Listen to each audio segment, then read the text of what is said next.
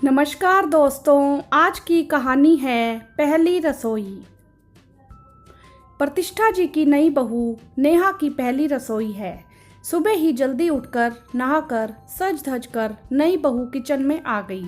उसे समझ नहीं आ रहा था कि क्या बनाए। सब कुछ उसके लिए नया नया था। नेहा इसी कश्मकश में लगी थी कि एक सहज मीठी सी आवाज आई। नेहा, तुम इतनी जल्दी क्यों उठ गई बेटा? प्यार का एहसास था उन स्वरों में। नेहा ने पीछे मुड़कर देखा तो सास हाथ में शादी के हिसाब के कुछ पन्ने लिए खड़ी थी। शादी की भागदौड़ में कितना परेशान हो गई होगी तुम। फिर घर वालों की याद भी आ रही होगी। ऐसे में अगर नींद पूरी नहीं करोगी तो अपनी तबीयत बिगाड़ लोगी। सास ने हिसाब के पन्नों को टेबल की ड्रॉर में रखते हुए कहा। यह क्या? यह तो बिल्कुल भी वैसी नहीं है जैसा मैंने सोचा था।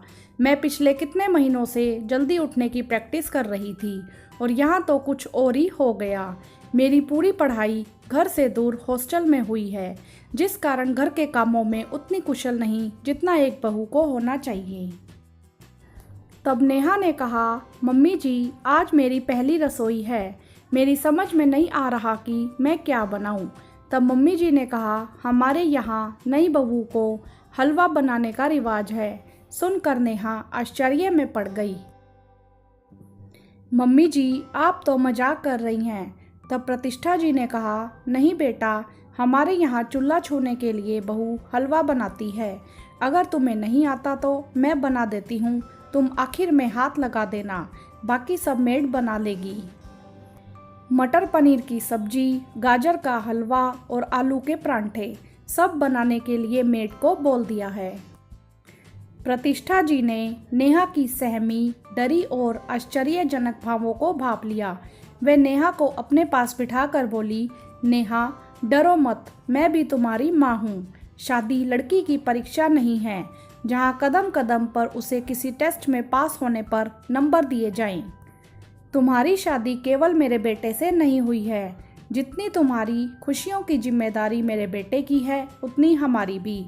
मैं तुम्हें इस घर में केवल काम करवाने, तुम्हारी खूबियों को परखने, तुम्हारी आज़ादी को छीनने या तुम हमारे लिए क्या क्या बलिदान कर सकती हो, यह जानने के लिए नहीं लाई हूँ। मुझे तो सिर्फ एक दोस्त और साथी चाहिए। जब भी मैं कमज़ोर पड़ जाऊं तो वह मुझे संभाल सके। मोती की माला का वह हिस्सा चाहिए जो घर के सारे मोतियों को प्यार और स्नेह की माला से पिरो सके।